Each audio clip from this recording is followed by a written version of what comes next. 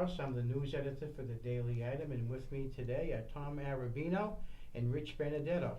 And today we're going to talk about a unique event in Thanksgiving football history, which was the 1961 game between the Lynn Lions, which was a combination of the three public high schools in Lynn, and St. Mary's. And Tom played for St. Mary's and Rich played for the Lions.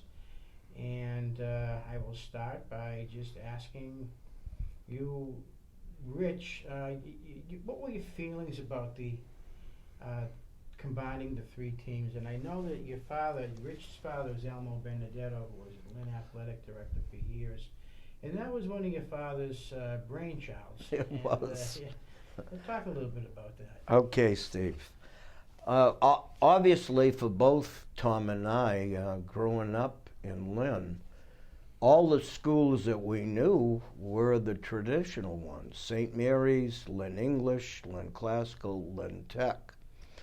And as we grew up, depending upon where we lived, we kind of knew what school we were going to go and play with. Well, something happened when I was in junior high school. In the 8th and 9th grade, that would be 1959, 1960, at Pickering, my father noticed that there was a lot of talent in the junior high schools. And during that period, Lynn English, Lynn Classical, Lynn Tech did nothing but lose games. There was some good individual talent, but as I remember, let's say 1959 and 60, out of about 50 games, the Lynn Public Schools may have won 4. So as a new athletic director, he was looking for ways to make high school football more competitive. So he came up with the idea of combining all the schools and having one team. Well, I think the initial reaction in Lynn was positive. Football was big when all of us were growing up here in Lynn. So school committee approved it. I think the whole city was behind it. They wanted to try it. So in the summer of '61, we all got ready to formulate a team. And that's really how it started. And Tommy, from the outside looking in, as a St. Mary's kid, and at that time you weren't, I don't think, but going to St. Mary's that year, and were you watching them as you were piling up your 8-2 record? Well, interesting. First of all, as Richie knows, I was a public school kid. I went to the Brickett School. Right. 1 to 6, I went to Eastern Junior High School, and I ended up going to St. Mary's grade 9. So I was a big Lynn English guy. I was an East Lynner. I grew up on Lewis Street, ended up on Autumn Street. Everything was about Lynn English. So we talk about English Classical, as Richard pointed out. It was, as a Lynn guy, it was to think of a combination of those three teams. The first thing that came to mind was, this is going to be a powerhouse. They're just going to blow people away. It's not easy to take kids from three different teams, and Coach Duran was the coach, did a great job, but you still got probably going from 120 kids down to 40 between trade, English, and classical. So how do we view it as a St. Mary's guys? Well, first of all, we didn't know we were going to be playing them Thanksgiving. We had always played Revere on Thanksgiving. That's right. And Revere was a nice rivalry for us, Greater Boston League team and all that said. But as the season evolved and it started to come to fruition, we were going to play them on Thanksgiving, understanding out in the margin here was a lot of us are very good friends. A lot of the kids on both those teams are really good friends. Mm-hmm. But the challenge of that, all of a sudden this rivalry starts to build up, and the energy's getting stronger and stronger going through a Thanksgiving. This has become a big deal. So, and they were a good football team. And they had some good wins and they had some tough losses, okay? So coming into Thanksgiving, we were pretty good. As you said, we ended up 8-2. But it became an event that was, in our minds, a big deal. It was. Okay, and that's the way it turned out. So City made a big deal out of it, too. City made a big deal out of it. But players on all those teams, I mean, some of the Lynn Lions guys, Bobby Nash, we just mentioned, Gene Wiswall, Sammy Sapira, Joey Savonic, Mike Mazick, they were teammates of mine in Post 6. We were all friends. So that was part of a unique part of it. I knew Richie as a kid. All right, Richie, a lot of those guys, Mel Willard. So there was an emotion attached to it, and it was a big deal. Best way to describe it, sure. The game itself, 20-6 St. Mary's, but 22-6. 22-6. That's right. Was it as much of a blowout as that, or was it just one of those games that it ended that way? Well, let Richie start on that. All right. Yeah. Well, I was just looking at our schedule. I happened to have the first home game of the Lions. We opened up with Malden Catholic, and I was telling people, I remembered a lot of the games we played. Salem, Malden Catholic, Lawrence, Peabody, Brockton. Yeah. I mean, these were the top teams in the state, you know, the biggest schools. Weren't you kind of kicked out of all your leagues because? Yes, we were. Yeah, you were. And I was telling Ted that. I said this schedule was put together at the last minute by my father and Bob Joran because these are the only teams that would play us because they thought it would be an easy win, all right? The way a lot of colleges think today. But then we played Lowell. Do you remember Archbishop Williams? How good they were then? So we had a real tough schedule. We only won 2 games up until the St. Mary's game. Many games we got whacked by 40 points. We did have a few close games, but you know we played the best competition in the state. Yeah. Now going into that game, you obviously had to know that St. Mary's was real good, very good. They had some exceptional athletes. And, you know, one in particular went on to do great things. That's right. Yeah, Tony Canigliaro. What about the game? So, you know, the question, did I view it as a blow? Well, first of all, I think that everybody was at their peak of emotion getting into this thing. And I think there was a couple early fumbles. It was 22-0 at the halftime. That's right. Mm-hmm. So, you know, from the perspective of a blowout, you know, it wasn't easy. They were tough. You know, they hit you like a ton of bricks. But we started out the game with a no huddle. All right. And the quarterbacks, it was myself, Tony, and Joe DeVito, who went on to, as you know, play at Boston College and the Denver Broncos. We literally alternated every play and drove the ball down the field for that first quarter. No huddle. Mm-hmm. Now we ran some shotgun. We ran some wideouts, some pro sets, some spreads. All of that was unique in that day, but we were prepared for that. So having said that, second half, toe-to-toe. And the Lions scored late in the fourth quarter. I still remember it well. I'm not sure I agreed with the officials' call, but anyway, it was a goal line thing. But it was not a blowout, no.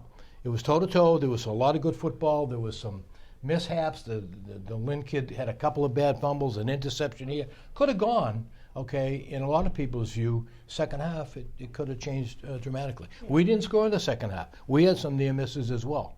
We had a running back at that day, Billy Martin, who scored one of the touchdowns, who had one of his best days, a tough, fast kid, Freddie Burt. These were juniors, Richie Nobriga. They were juniors. Tony and I were the only seniors, you know, in that backfield. And Joe DeVito getting in a lot. So we all played defense. So I would never say to anybody we blew them out. Absolutely not. They were too good for that. Yeah, second half, as you say, toe-to-toe. And now what about after? What changed you back to the separate football teams after? All right, Steve, that's a good question. You know, football, I would say, was probably a disappointment. We finished 2-8. But if you look at my picture of the 1961 team, most of these players were coming back. So there were very few seniors on that team. So we all were confident and knew that we were going to be good in '62. Bob Jarman my father hired to be coach. My father went on a national search to find really the best coach to come to Lynn. And Bob was coaching high school and college in Ohio during his career. Outstanding record. And when he came to Lynn, this first year was a disappointment for him because he wasn't used to losing. But he was an offensive genius. I don't know if Tom remembers much of that, but we had all this razzle-dazzle, double handoffs. We had a very innovative offense. Our players weren't used to that, so it took us a while to learn it. But when we went into the other sports, baseball, basketball, you began to hear the rumblings in the city about going back to a 3-school system, and then it picked up politically. I can remember the school committee that were probably pressured by the districts in Lynn to return the schools back to normal. So I can remember my father being pretty upset at a lot of these school committee meetings, but he saw the handwriting on the wall. And I think once we entered the baseball season in April, the school committee decided to disband the team, and we were going back to the regular school. I think an interesting sidebar to what you're saying is, had they waited, right? Had they waited, this was going to be a knockout team. Yeah. In fact, in basketball, they pretty much blew everybody away. Right. In baseball, they were a tremendous team, right. and we were toe-to-toe with them in baseball as well. I think we may beat them twice or maybe even split. But you had guys that signed professional contracts on their baseball team. Joe Zavonik, Bobby Dash. They want to play minor league baseball.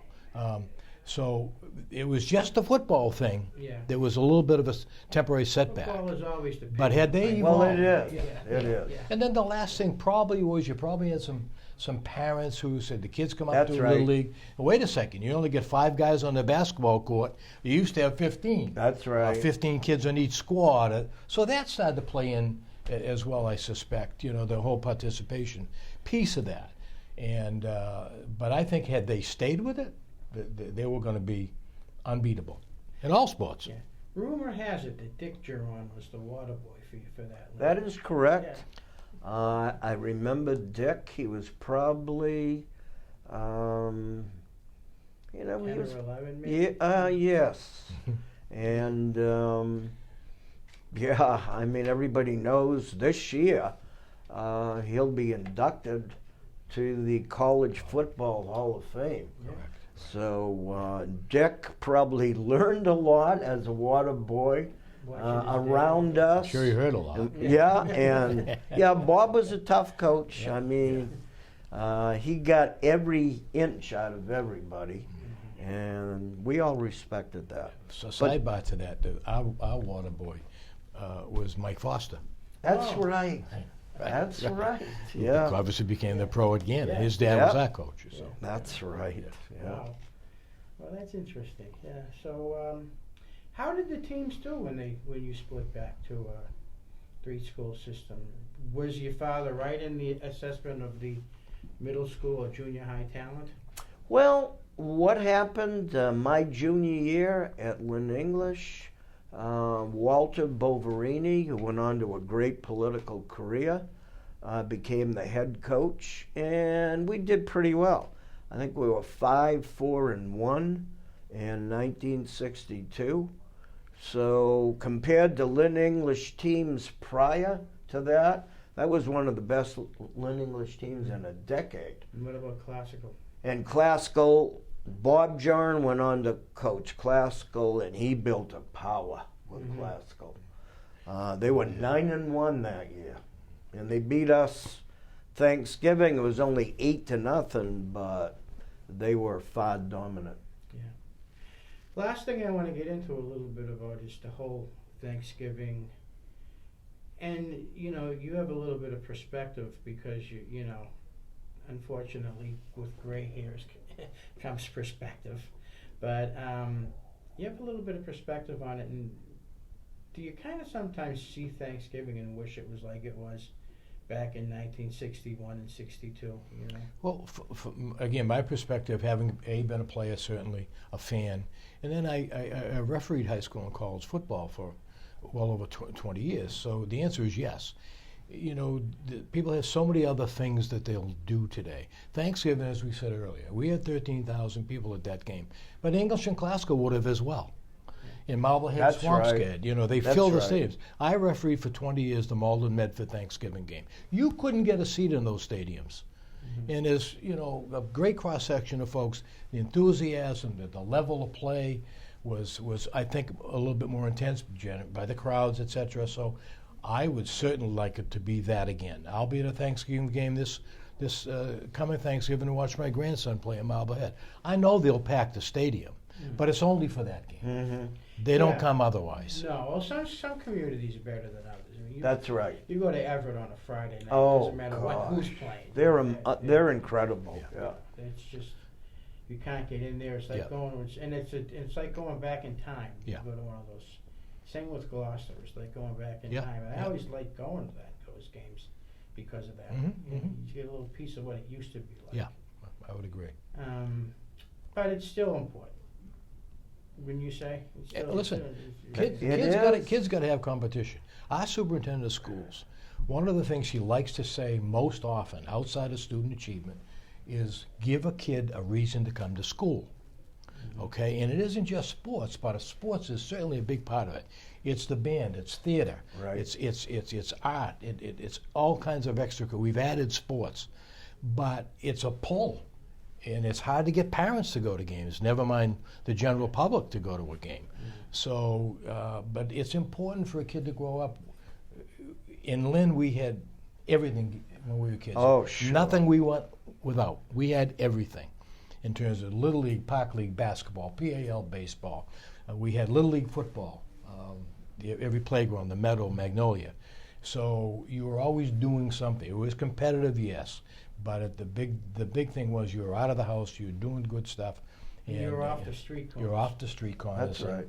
So I would love to see it become more prominent. But you got college football, Right. 10, 12 games on a Saturday. Friday That's night, right. college football, NFL. People have other things they do. The other thing about it that, I don't know how closely you follow the way it's going today with the new playoff system, but I can remember almost every Thanksgiving, there was at least one game that had real serious Right. implications. That's right, Steve. And now with the way they've done this, they've taken that away. I can't understand the playoff system. Do they want more teams and some type of playoff? Is that They're what trying to it's get about? it to be like other sports, you know, where you have an elimination system and you have you know, they got 8 teams in each division, you know, let's say, and you doing somewhat similar to what they're doing in college. But I just don't think football at the Can high be school done level that way? is Okay, that way. I think you you're know? right. I mean, they start these playoffs around the 6th or 7th game, right? Yeah, that's exactly I mean, right. I can't understand that logic. Yeah, where they lose the interest is when a team loses. Right. As Steve says, and as a tournament atmosphere, the winning teams keep moving up. Right. You know, like the baseball tournament or the basketball tournament. But the kids that lose, they got to go find some place to play, and you know, Classical ends up playing, you know, Acton, Boxborough. No one's Yeah, going to come to the game. I call them shotgun weddings. Right. Good point. Who's going to go? And Yeah, they don't. That's too bad. They don't. Dick Newton was saying in one of these interviews that when English went over and played, I don't know who it was, Cambridge, there were about 5 people in the I know. stands, There you you go. know. You don't even get the parents to go. Right, and they're the ones I think that the people that don't advance in the playoffs are the ones that I think get hurt the most because Absolutely.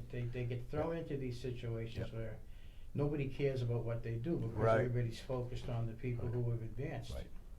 There's also an additional expense. The Lynn kids, I mean, you got to rent buses. They got to go to Acton, Boxborough, or Cambridge. You know, instead of going to Saugus or instead Right. of going to Salem, they're going to Cambridge or Acton, Boxborough last year or Lincoln, Sudbury. You know, that's expensive to That's a begin good with. You point. know, so Yeah, they kind of took away all of local rivalries, They did. right? They did. So, Or they've made them, well, in the case of Swampscott Marblehead, up until last year, they played each other twice. Right. I know And that. they didn't yeah. do that this year. That They, was- at least they got that right. But some are. Yeah. Central Catholic, by coincidence, beat Andover in the tournament Yeah. playoffs, but they play each other Thanksgiving. So that's two for sure. Right. And I'm sure there are others as well, but I happen to know that one. There have been instances where it could have been 3 times. Right. And it just seems silly. Yeah, I would agree. So, Well, guys, I appreciate you both doing this. happy to do it. It's Right, nice, Steve, nice, yeah. it's nice to see my friend Tommy. Richard. I saw Richard a couple of years ago. I visited him at Endicott College, Right. where you're in charge of graduate programs, right? Right. The Dean of Graduate, is that the right word? Yes. Yeah, Dean of Graduate Programs at Endicott College. So I visited Rich, and he visited the Lynn schools, and it was always a pleasure to see him. And I Great loved to his talk father. Great to talk with the both of you. Right, thank you. Thank you.